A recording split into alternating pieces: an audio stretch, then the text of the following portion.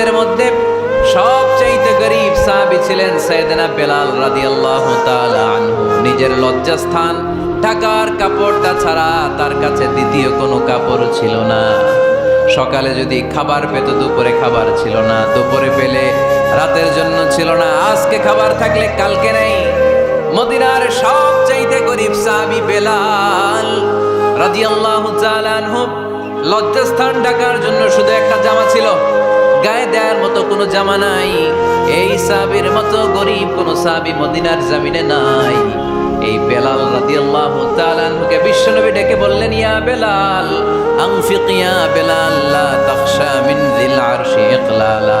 ও বেলাল, আল্লাহর রাস্তায় দান করো, কারণ আমার আল্লাহর ধনভাণ্ডারের কমতি নাই।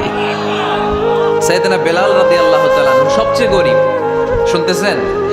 বুঝতেছেন?